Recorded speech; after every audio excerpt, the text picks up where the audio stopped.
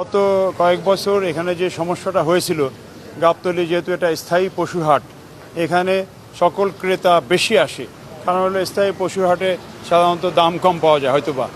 তো এই পশু হাটের পাশেই কিন্তু আমাদের ঢাকা শহরের মূল এক্সপ্রেসওয়ে, যে এক্সপ্রেসওয়ে দিয়ে ঢাকা শহর থেকে 1 কোটির উপরে লোক বিভিন্ন এলাকা যাবে।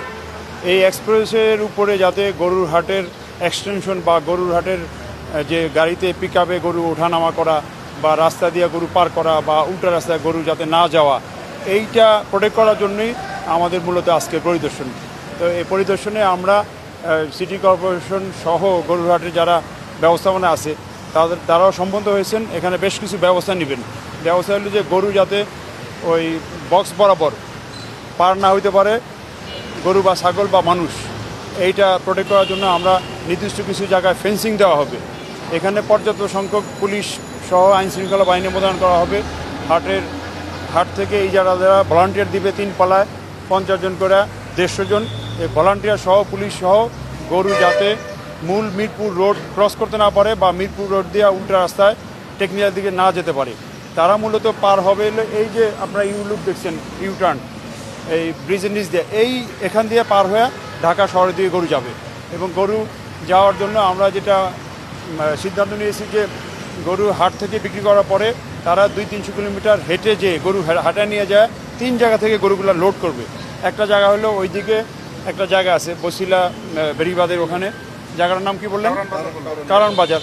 ওখান থেকে পিকআপগুলো থাকবে, ওখান থেকে পিকআপে চলে যাবে। আরেকটা জায়গা হলো এই ব্রিজ লিজা পার হয়ে এদিকে বেরিবাদের দিকে মসজিদের পাশে আরেকটা জায়গা আছে, ওখানে পিকআপ থাকবে, ওখান থেকে গরু নিয়ে চলে যাবেন। আর ব্রিজের উপর দিয়ে যেই গরুগুলো যাবে আমিন বাজারের দিকে, তারা ব্রিজ পার হয়ে ওই পাশ থেকে আপনার আমিন বাজার ট্রাক স্টেশন থেকে পিকআপে গরু নিয়ে যাবেন। মোটামুটি হাটের কাছ থেকে কেউ পিকআপ নিয়ে গরু নিতে পারবেন না। হাট থেকে 200, 300, 400 মিটার হেঁটে যেয়ে পিকআপে উঠে গরু নেবেন, গরু পরিবহন করবেন। এটি মূল বিষয়। আর গরু বড় বড় ট্রাকে আসবে, ট্রাকে আসে যে জায়গায় আনলোড করা হবে সেটাও রাস্তার মধ্যে না, রাস্তার পাশে যথেষ্ট জায়গা দিয়ে দেওয়া হবে বর্তমান ট্রাক স্ট্যান্ডে, সেখান থেকে আনলোড হবে। এর বাইরেও অনেকগুলো বিষয় আমরা আলোচনা করেছি। এই বিষয়গুলো বাস্তবায়ন করলে এই গাবতলী এলাকায় একদিকে যেমন মানুষও নির্বিঘ্নে বাড়ি যেতে পারবে, অন্যদিকে গরুর ক্রেতারাও নির্বিঘ্নে হাটে আসতে হবে, জ্যাম হবে না এবং হাটের ক্রেতারাও সুবিধা পাবে, উভয়ভাবে সুবিধা পাবে। এবং আমরা মনে করি এর ফলে এলাকায় ট্রাফিক জ্যামটা হবে না। 1 মার্চ থেকে চাঁদাবাজের বিরুদ্ধে ডিএমপির বিশেষ অভিযান শুরু হয়েছে। লিস্টের চাঁদাবাজ, লিস্টের বাইরেও চাঁদাবাজ, গত 4-5 দিনে অসংখ্য চাঁদাবাজ ধরা হয়েছে, ধরার প্রক্রিয়া চলছে।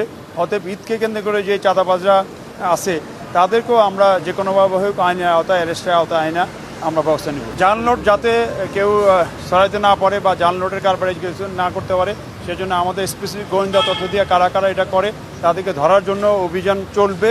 প্লাস আমরা বিভিন্ন সময় ধরতেছিও। প্লাস ঈদের এই কোরবানির যে গরুর হাটগুলোতে সেখানে সরকারি সংস্থা কর্তৃক বা বেসরকারি সংস্থা কর্তৃক জালনোট আইডেন্টিফাই করার জন্য মেশিন